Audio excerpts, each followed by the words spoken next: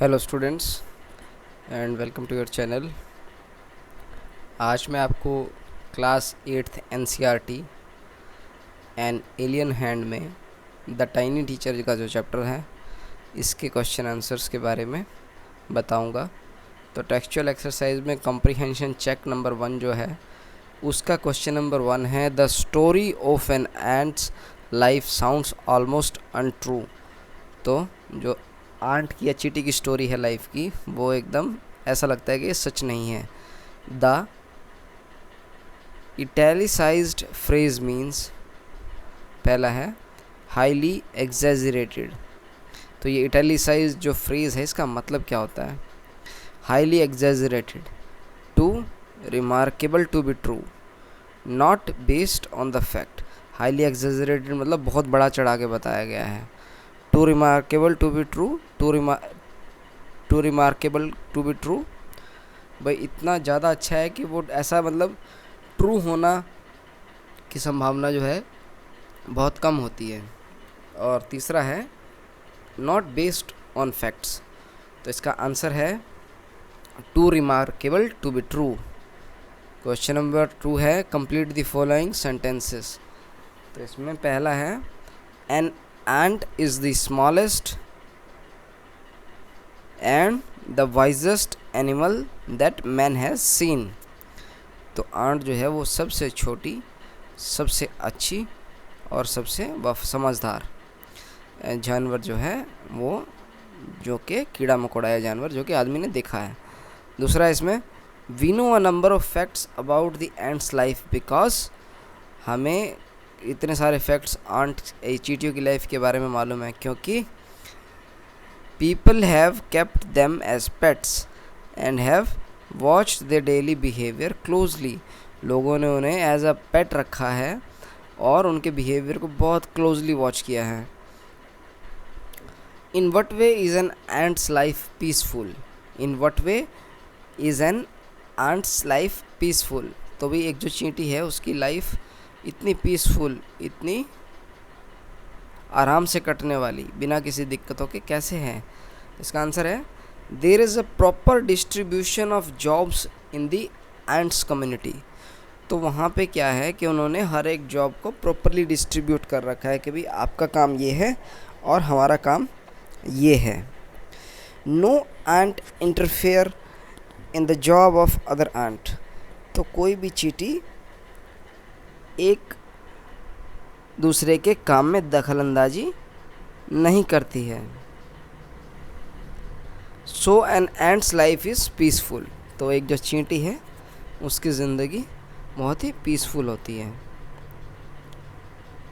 ये है comprehension check 2। इसका है question number 1, how long does it take for a grub to become a complete ant. तो जो एक ग्रब होता है उसको कंप्लीट चींटी बनने में कितने दिन लगते हैं? ग्रब जानते हैं क्या होता है? ग्रब होता है जैसे लार्वा, जैसे कि छोटा जब अंडे में से निकलता है ना ये, तब। तो इट टेक्स 5 और 6 weeks for a grub to become a complete ant. तो इन्हें 5 से 6 हफ्ते लगते हैं एक ग्रब से कंप्लीट एंट बनने में, कंप्लीट चींटी बनने में। क्वेश्चन नंबर 2 है, why do the worker ants carry the grub about.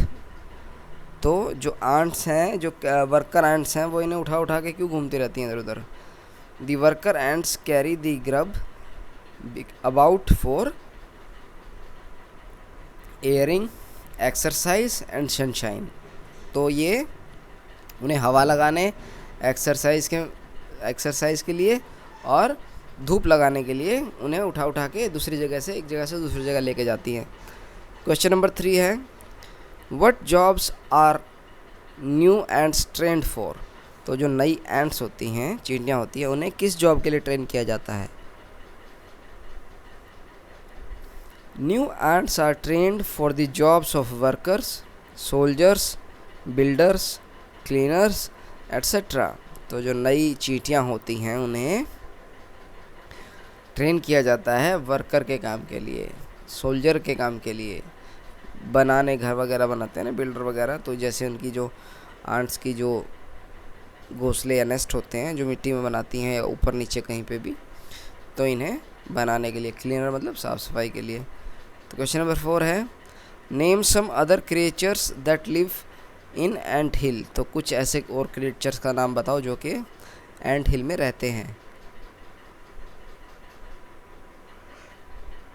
Some other creatures that live in an ant hill are beetles, lesser breeds of ants and green fly. तो ant हिल में और जो रहते हैं क्रिएचर्स, जीव जंतु, वो हैं बीटल हैं और कुछ दूसरी ब्रीड्स हैं एंट्स की, और ग्रीन फ्लाई है। क्वेश्चन नंबर 5 है बीटल का बच्चों आपको आप देखेंगे किस में, बीटल का आप मतलब देखेंगे अपनी डिक्शनरी में, ठीक है। क्वेश्चन नंबर 5 है mention 3 things we can learn from the tiny teacher. तो कुछ 3 चीज़ें बताओ जो कि हम इस टाइनी टीचर से सीख सकते हैं। Give reason for choosing this items, और इन्हें चूज़ करने का रीज़न बताओ। From the tiny teacher we can learn hard work, sense of duty and discipline. तो हम जो टाइनी टीचर से एक ड्यूटी, एक हार्ड वर्किंग सीख सकते हैं और अपने कर्तव्य को समझ सकते हैं और डिसिप्लिन सीख सकते हैं, ठीक है। There are the things that human being lack today, और दीज, ये ना, दीज आर द थिंग्स, और ये चीज़ें हैं जो कि ह्यूमन बीइंग्स को, आजकल ह्यूमन बीइंग्स नहीं हैं इनके पास ये सब चीज़ें।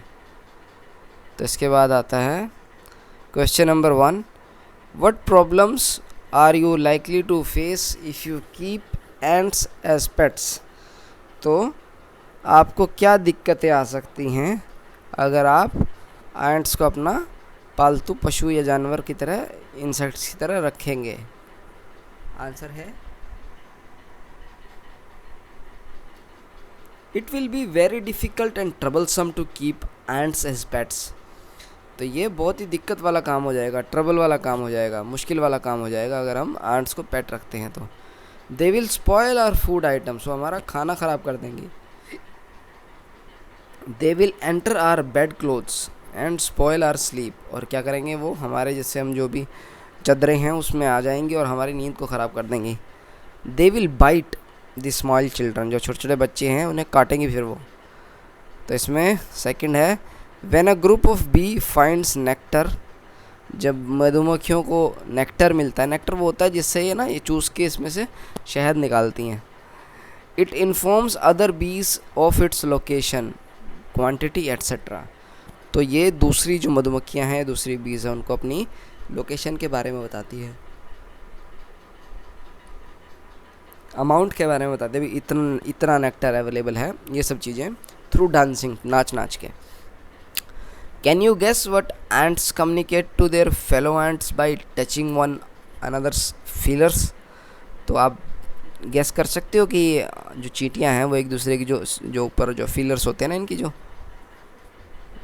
कभी ध्यान से देखना बच्चों, जो चींटियां होती हैं वो किस तरीके से जब एक दूसरे को क्रॉस करती हैं तो वो एक दूसरे से टच करती हैं ना, सिर के जो एंटीने होते हैं उनको फीलर्स बोलते हैं। They greet their fellow ants by touching one another's feelers. तो ये एक दूसरे को ग्रीट करती हैं, नमस्ते करती हैं या बताती हैं चीज़ें।